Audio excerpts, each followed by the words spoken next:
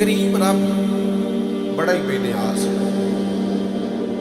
اللہ تعالیٰ کی رحمتوں کا اور رحمت کی وسعتوں کا کوئی اندازہ کر سکتا نہیں ہے۔ کسی جگہ کسی مقام پر کوئی آدمی جتنی بھی عقل دوڑائے اس کی عقل تھک کے واپس آ جائے گی، پر اللہ تعالیٰ کی کرم نوازیوں کی کوئی حد بندی نہیں ہے۔ اس نے اپنے فضل سے پیدا کیا، صحت دی، تندرستی دی، عافیت دی، اور ہماری زندگی میں جتنی چیزیں ہمارے پاس موجود ہیں ان میں سے بہت ساری ایسی ہیں جو ہماری محنت کا نتیجہ نہیں، ایک ذرہ برابر محنت شامل ہے، محض اللہ کا فضل ہے۔ اتنے سارے انعامات کیے، لیکن ایک مقام پہ آ کے وہ کریم فرماتا ہے میں نے تم پر احسان کیا ہے۔ احسان اتنے ہیں گنے نہیں جا سکتے، شمار نہیں کیے جا سکتے۔ عقل تھک کے لوٹ آئے گی۔ مالک کے احسانات کی نہ کوئی حد بندی ہے، نہ کوئی شمار ہے۔ وہ خود فرماتا ہے تم میری نعمتیں گننا چاہو تو گن نہیں سکتے، لیکن ایک مقام پر کہتا ہے لَقَدْ مَنَّ اللَّهُ عَلَى الْمُؤْمِنِينَ إِذْ بَعَثَ فِيهِمْ رَسُولًا۔ میں نے مومنوں پر احسان کیا ہے، انہیں اپنا رسول عطا فرما دیا۔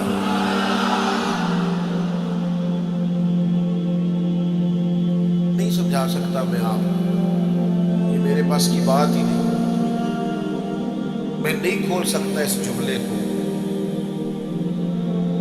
جو تھوڑا بہت شعور ہے، جو تھوڑا بہت سمجھ بوجھ ہے، وہ تھکتی ہے۔ اپنی کم علمی، کم فہمی بار بار آڑے آتی ہے کہ کیسے کھولے اس جملے کو۔ لَقَدْ مَنَّ اللَّهُ عَلَى الْمُؤْمِنِينَ، نبی پاک تو کائنات کے رسول ہیں،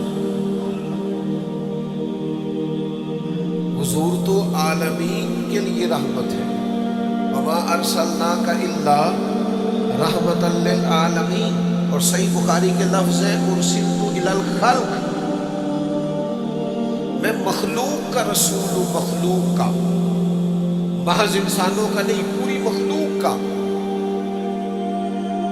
قرآن مجید نے کہا کہ حضور رحمت للعالمین ہے، عالمین کے رسول ہے، یعنی جس کا رب رب ہے نا، ان سب کے حضور رسول بن کے آئے ہیں، جنوں کے بھی، انسانوں کے بھی، حیوانوں کے بھی، جانوروں کے بھی۔ میں نے تو اعتراف کر لیا ہے، آج پہلی دفعہ کیا ہے کہ میں یہ مضمون آپ کو نہیں سمجھا سکتا، لیکن میری آپ اس کمزوری پر میری طرف توجہ تو زیادہ کریں نا۔ رسول مخلوق کے، احسان صرف مومنین پر۔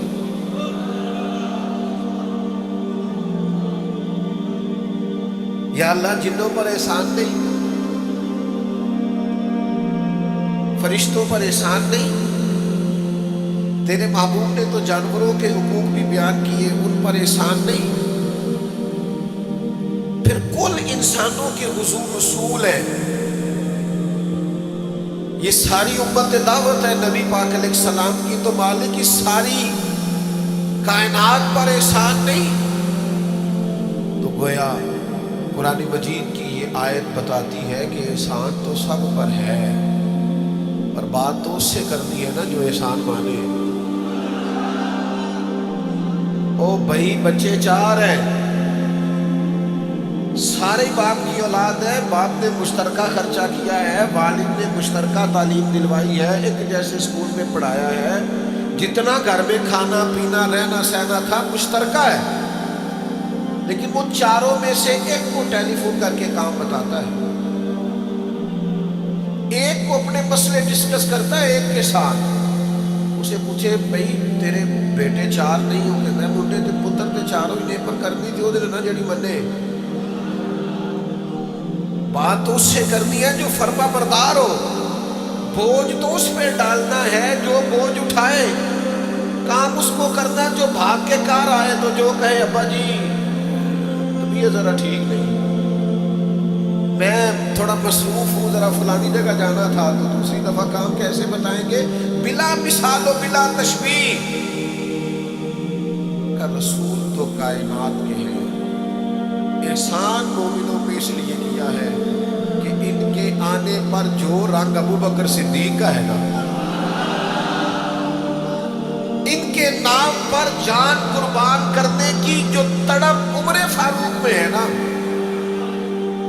دیکھو تو صحیح عثمان کس طرح آ کے خدمتیں کرتے ہیں، کس طرح خود کھانے پکا پکا کے لاتے ہیں تو کائنات کے رسول، لیکن آنکھ کھول کے دیکھو نا، شیر خدا کے ہاتھوں میں چھالے، وجود نور پر خوشبودار پسینہ، اور ایک باغ میں مزدوری کر کے چند کھجورے لائے۔ علی کیا ہوا؟ فرمایا میرے نبی نے کھانا نہیں کھایا کئی دنوں سے۔ او بھائی احسان تو اسے بتانا ہے نا جس نے ماننا ہے۔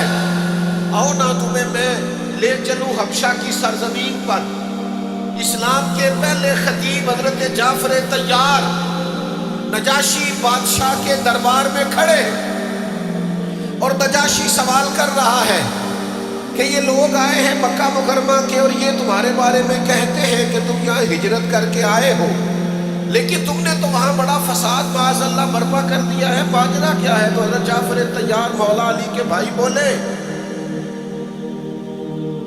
میں نہیں وہ درد لا سکتا، نہیں حیثیت کہ میں ترجمانی کروں۔ مسند امام احمد بن حنبل کھول کے دیکھنا، حضرت سیدنا جعفر طیار کہنے لگے بادشاہ ہم تو بت پرستی کرتے تھے، بھائیوں کا حق کھا جاتے تھے، پڑوسیوں کو ستاتے تھے، غریبوں پر ظلم ہوتا تھا، بیٹیاں زندہ دفن ہوتی تھی، پھر تجھے بتاؤں کیا ہوا؟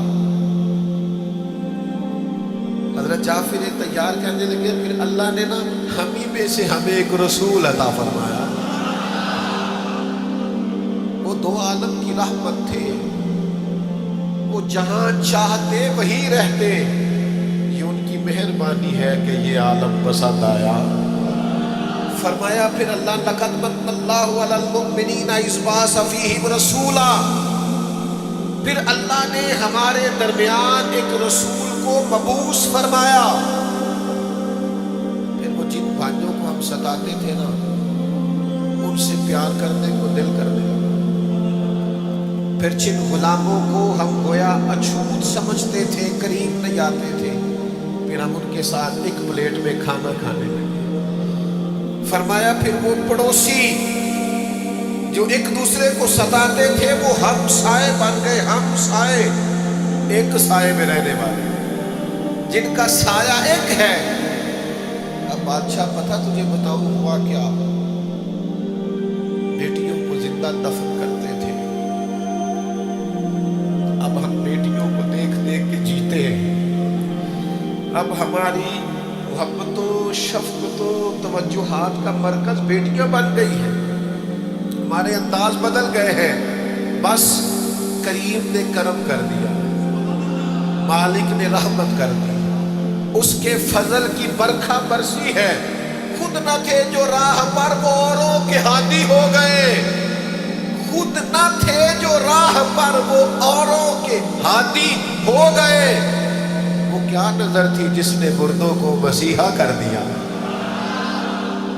وہ بجلی کا کڑکا تھا یہاں صوت ہادی، عرب کی زمین جس نے ساری ہلا دی۔ اتر کر ہیرا سے سوئے قوم آیا اور ایک نسخہ کیمیا ساتھ لایا، مس خام کو جس نے کندن بنایا، کھرا اور کھوٹا الگ کر دکھایا۔ نہ جانے وہ کیا کشش تھی، وہ کیا رنگ تھا، وہ کیا ادا تھی، وہ کیا انوکھا پن تھا، کیا جاذبیت تھی، کیا کیفیات تھی، کیا درد تھا، کیا سوز تھا۔ انقلاب ہے بادشاہ۔